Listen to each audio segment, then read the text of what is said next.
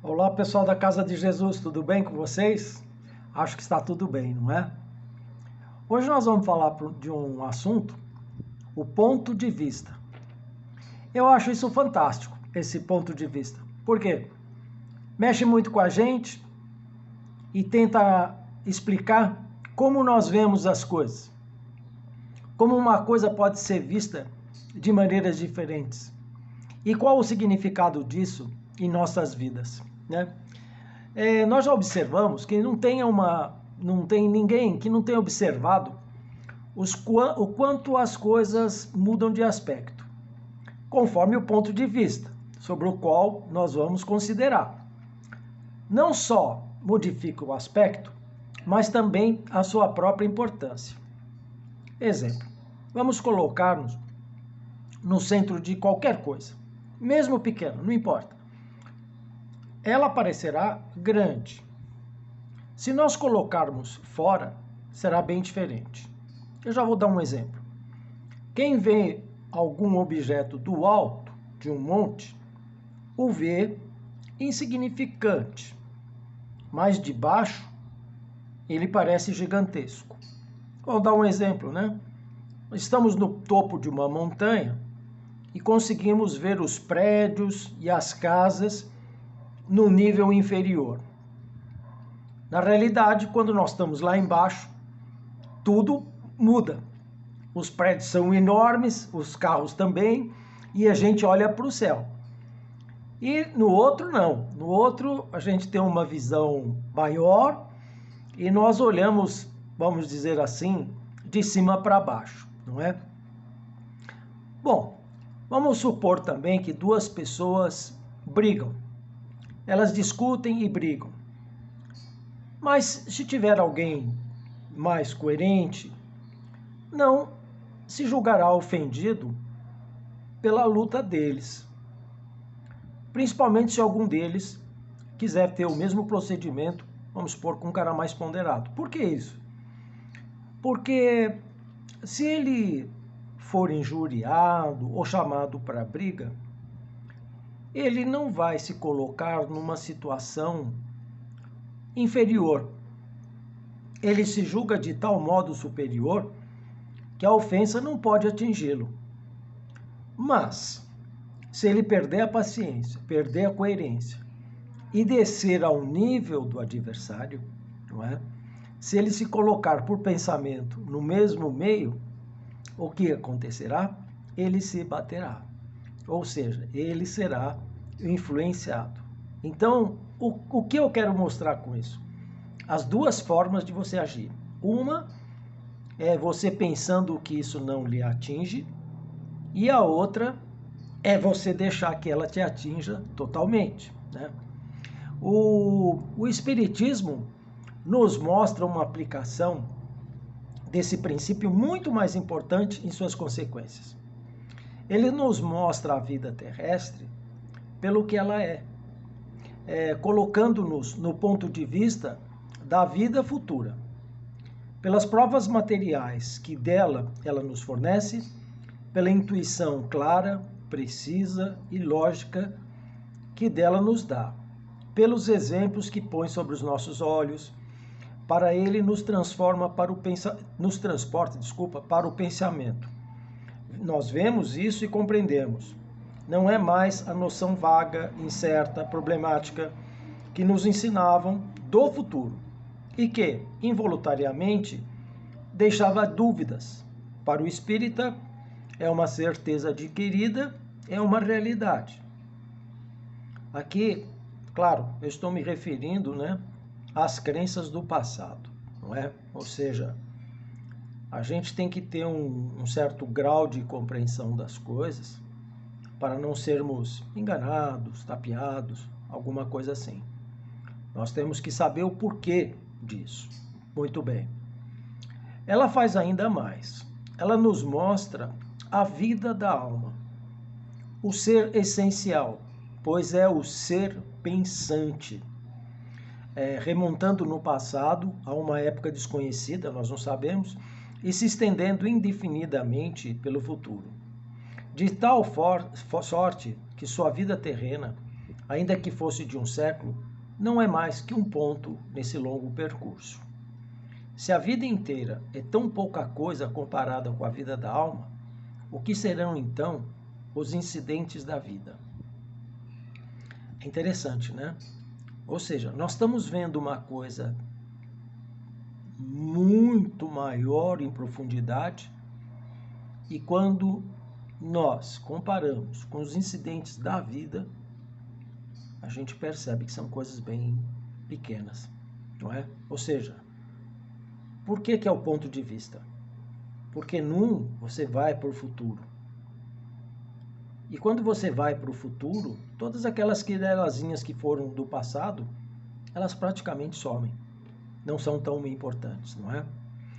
Entretanto, o homem, colocado no centro desta vida, preocupa-se com ela como se ela fosse durar para sempre, como nós somos. E tudo tem para ele proporções colossais. A menor pedra que o fere lhe parece um rochedo, né? Uma coisa muito grande. Uma decepção o desespera, um revés o abate, uma palavra o enfurece. Sua visão limitada ao presente, no que toca imediatamente, ele exagera a importância dos menores acidentes. Um negócio que falha, lhe tira o apetite. Uma questão de precedência é um negócio de Estado. Uma injustiça o põe fora de si. Triunfar é o fim de todos os seus esforços, o objeto de todas as suas combinações. Mas, para a maioria, o que é triunfar? É criar, por meios honestos, uma existência tranquila. Se não tem do que viver, é a nobre emulação de adquirir talento e desenvolver a inteligência. E o desejo o desejo de deixar depois de si um nome honrado e realizar trabalhos úteis para a humanidade? Não. Triunfar, é interessante isso, triunfar é suplantar seu vizinho, eclipsá-lo, prendê-lo, né, e afastá-lo, ou mesmo derrubá-lo para tornar-lhe o lugar, ou seja, obter a posição do outro. Não é? É por esse tão belo triunfo que talvez a morte não lhe permita aproveitar por 24 horas quantas preocupações são, não é? Quantas tribulações, quanto talento por vezes despendidos e que poderia ter sido mais utilmente empregado. Depois, quanta raiva, quanta insônia, se não triunfar. Você já imaginou, né? Se o triunfar é tudo e ele não consegue, o que acontece, não é? Que febre de inveja causa o sucesso de um rival. Então, ele culpa-se a sua má estrela, a sua sorte, o seu destino, ao passo que a má estrela frequentemente é sua inabilidade e sua incapacidade. Interessante, né? Mas o cara não vê isso, né? Não vê isso, que nós somos proprietários de nossas causas, né? O que nós fazemos reflete aqui imediatamente, não é? Por isso que eu digo, esse ponto de vista é muito interessante. Como todas essas coisas mudam de aspecto, quando, pelo pensamento, o homem sai do vale estreito da vida terrestre e se eleva incomensuravelmente vida além túmulo, como então ele se compadece pelos tormentos que prazerosamente criou para si mesmo? Como então lhe parecem mesquinhas e pueris as ambições, os ciúmes, as suscetibilidades, as vãs satisfações do orgulho? É como, na idade madura, considerar as brincadeiras da infância, como, do topo da montanha, olhar os homens no vale. Partindo desse ponto de vista, torna-se ele voluntariamente um joguete de uma ilusão. Não, não é assim. Ele está, ao contrário, na realidade, no verdadeiro, e a ilusão para ele é quando vê as coisas do ponto de vista terrestre. Quando como que eu posso dizer para vocês? Quando ele se deixa levar somente pelas coisas materiais. É isso que quer dizer. Com efeito, não há ninguém na Terra que não ligue mais importância ao que para ele deve durar muito tempo, do que aquilo que não deve durar senão um dia, que não prefira uma felicidade durável a uma felicidade efêmera. As pessoas pouco se inquietam com o aborrecimento passageiro. O que interessa, acima de tudo, é a situação normal. Se, pois, levarmos o pensamento de maneira a abarcar a vida da alma, chegaremos forçosamente a ver, por conseguinte, a vida terrestre como uma estação passageira e que a vida espiritual é a vida real, porque ela é, para nós, indefinida. Que é ilusão tomar parte pelo todo, isto é a vida do corpo, apenas transitório pela vida definitiva. Não tem muitas pessoas que acham que essa vida é tudo e tem que se fazer tudo por essa vida? Quando a gente abarca os nossos olhos, a nossa compreensão dentro da espiritualidade como uma continuação, muitas das coisas que nós entendemos hoje modificam os seus, não é resultados que eu quero dizer, modificam a sua essência. Nós começamos a ver de uma outra forma. É isso que eu quero dizer. Ou seja, quando a gente alonga o olhar, passando dessa vida para outra, uma série de coisas desta nossa vida que estamos fazendo e que já fizemos mudam totalmente o sentido, não é? Eu chamo isso de maturidade. Não sei se é correto essa minha explicação, mas é mais ou menos isso. É quando o homem começa a ter consciência realmente das coisas e vendo que existe uma vida superior ao que nós estamos vivendo, muitas das coisas que nós recebemos no dia a dia mudam a forma de pensarmos, muda o ponto de vista. O homem que considera as coisas apenas do ponto de vista terrestre é como aquele que, estando dentro de casa, não pode julgar a forma, nem a importância da construção. Ele julga sob falsas aparências, porque não vê tudo. Ao passo que aquele que vê fora de casa, não é? Ele abarca o conjunto e só ele pode julgar mais corretamente. É interessante isso, né? Ou seja, realmente você dentro da casa, você não vê as estruturas, toda a construção, telhado, tudo, né? A gente só vê aquele pouco que a gente tem por dentro. O que faltou até o presente foi a prova irrefutável da vida futura. E esta prova vem dá-la o Espiritismo. Não mais por uma teoria vaga, por fatos patentes, mas ainda, ela mostra tal qual a razão mais severa pode aceitar, porque tudo explica, tudo justifica e resolve todas as dificuldades.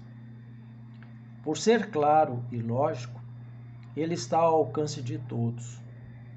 Eis porque o Espiritismo traz à crença tanta gente que dela se havia afastado. A experiência dos que viveram vem provar que uma vida terrena inútil ou mal empregada não tem proveito para o futuro e que aqueles que não buscam aqui senão as satisfações materiais pagam muito caro por elas, quer por sofrimentos no mundo dos espíritos, quer pela obrigação em que se acham de recomeçar sua tarefa em condições mais penosas que as do passado. Tal é o caso de muitos daqueles que sofrem na terra.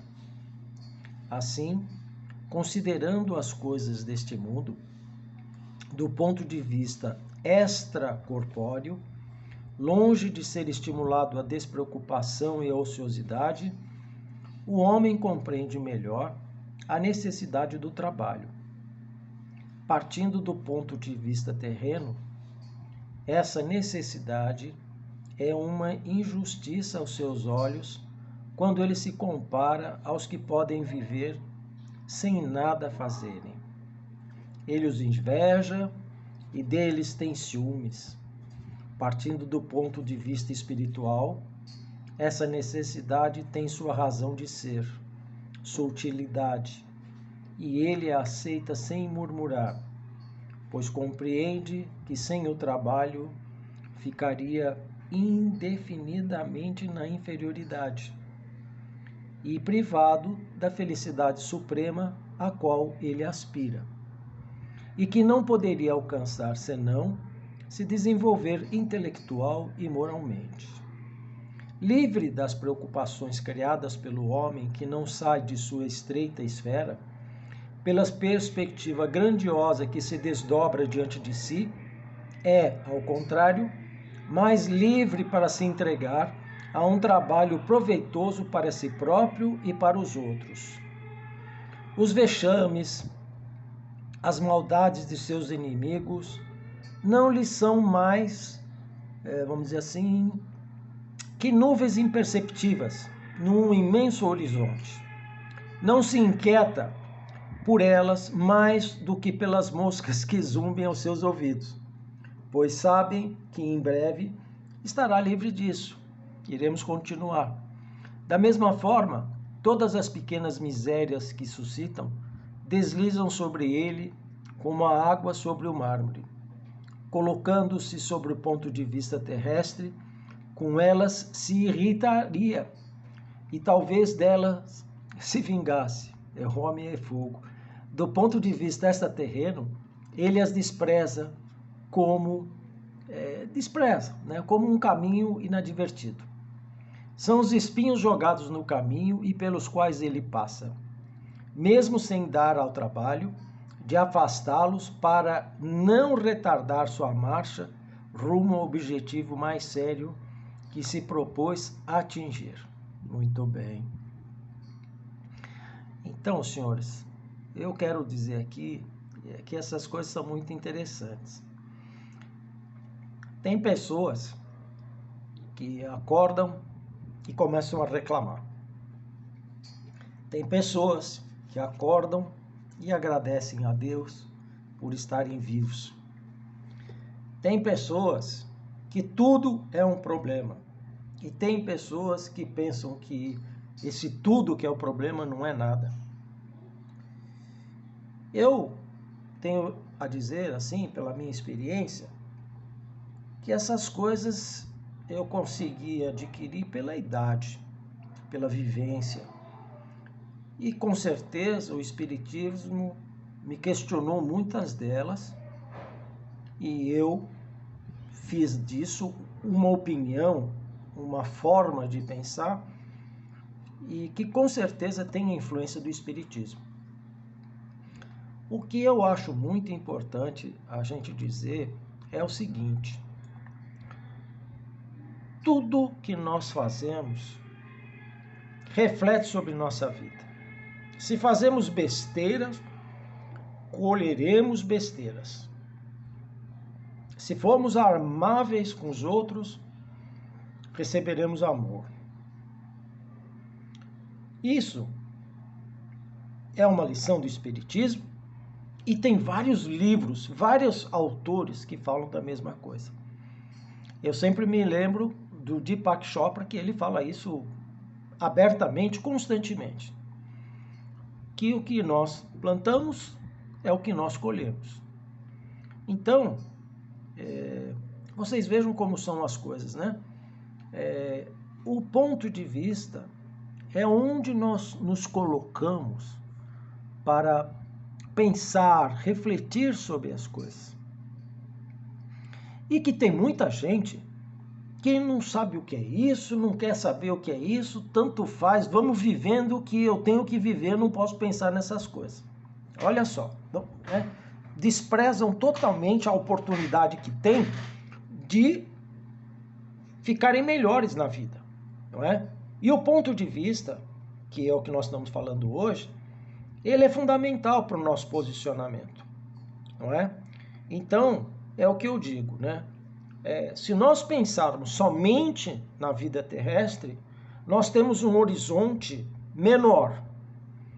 Mas se considerarmos as existências passadas, futuras que nós temos como espíritos, ela se torna muito maior do que nós podemos perceber. Vamos dizer assim. Acho que é um termo mais correto. Então, é aquilo que eu digo. Eu hoje analiso os meus erros do passado e tento não os fazer mais.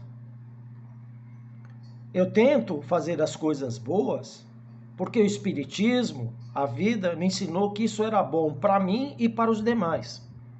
Então, eu aplico isso no meu dia a dia. É o meu ensinamento, é a minha evolução que eu estou tentando trabalhar para melhor, não é? Então, é isso. Isso é um ponto de vista, não é? É de onde você vai, onde é que você vai colher as suas coisas. É como você vai medir as suas coisas. Esse negócio do prédio em cima, eu uma vez estive na Pedra da Gávea, no Rio de Janeiro, e a Pedra da Gávea é onde soltam aqueles como é que chama aquilo?